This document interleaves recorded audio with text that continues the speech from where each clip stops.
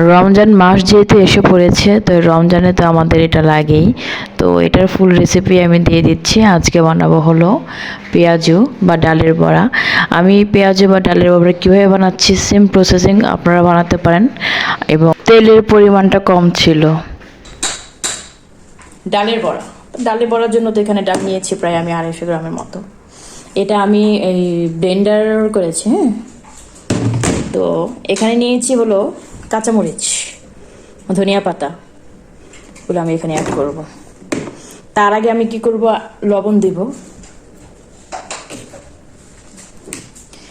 আর এখানে দিব হলুদের গুঁড়া।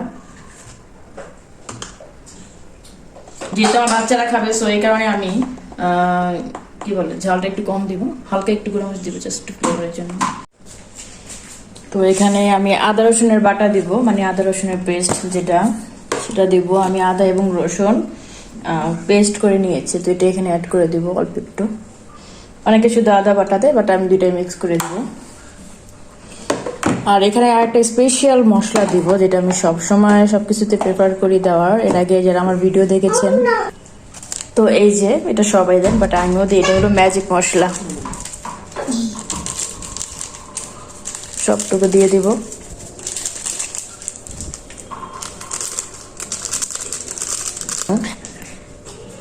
ইয়েটা দিব, ধনিয়া পাতা তো আমি মাস্ট দিবই। কাঁচামরিচ এবং পেঁয়াজের ইয়েটা বেশি পরিমাণ দিতে হবে।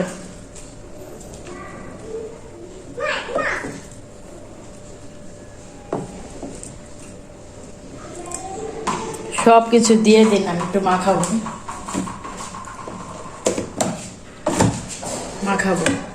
রমজানে কিন্তু আমি এটা করি। রমজানে যেটা করি, আমি 2-1 দিন আগে একটু ব্লেন্ড করে রেখে দিয়ে দিই পুরো সপ্তাহ জুড়ে। ঠিক এভাবে আপনারা রাখতে পারেন 2 দিন এয়ার টাইট বক্সে, পেঁয়াজটা না দিয়ে জাস্ট হলুদ মশলাটা দিয়ে করতে পারেন।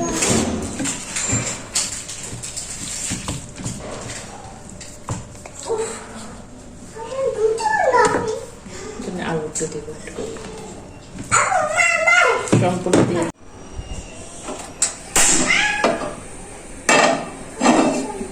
চুলে ডাড়ি বসিয়ে দিয়েছি। তো এখানে আমি তেল দিব।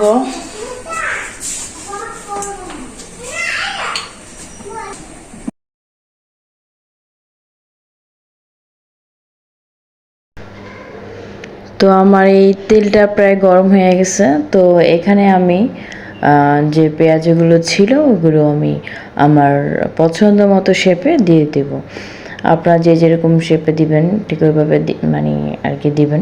তো আমি একটু বড় বড় করে আর কি শেপ দিচ্ছি, বা কেউ একটু গোল করে ডুবা, মানে যেটা বলে ডুবা তলে ভাজে, বাট আমি সবসময় এভাবেই ভাজি। তেলের পরিমাণটা বেশি দিই না, ঠিক এভাবে যে একটা তাওয়া বা ফ্রাই প্যানে আমি অল্প একটু তেল দিয়ে ঠিক এভাবে ভাজি। আর অনেকে যেটা মানে করে বাইরে হোটেলে বলেন বা আমার শ্বশুরবাড়ির ফ্যামিলিতে, পেঁয়াজের দ্যাট মিনস পেঁয়াজের যেটা এইভাবে ডুবো তেলেই ভাজে, বাট আমি সবসময় প্রিফার করি এভাবে ভাজতে।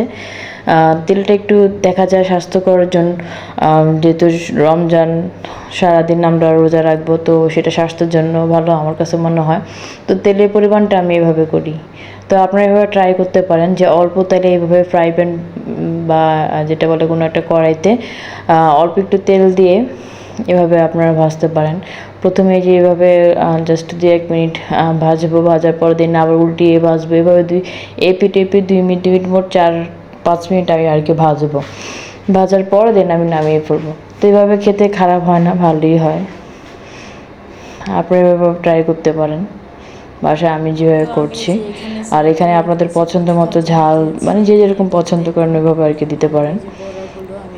আর পাকোড়া যেটা আমরা রমজানে অনেকে করে থাকি, পাকোড়াটা গাজর এবং অন্যান্য সবজি যে রয়েছে সেগুলো দিয়ে পাকোড়াটা কিন্তু আপনি এভাবে করতে পারেন। আমি পাকোড়াটা এভাবে করি, বাঁধাকপি গাজর দিয়ে ময়দা বা একটু বেসন দিয়ে আমি এটা অ্যাড করে দিই। সো এটার মানে টেস্ট খারাপ আসে না, ভালোই আসে।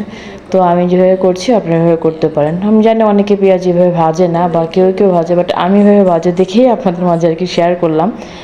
আশা করি আপনাদের এটা ভালো লাগবে আর কি। দেখুন আমি প্লেটে ডেকোরেশন করেছি কিভাবে। পেটের ডেকোরেশন করছে সস দিয়ে।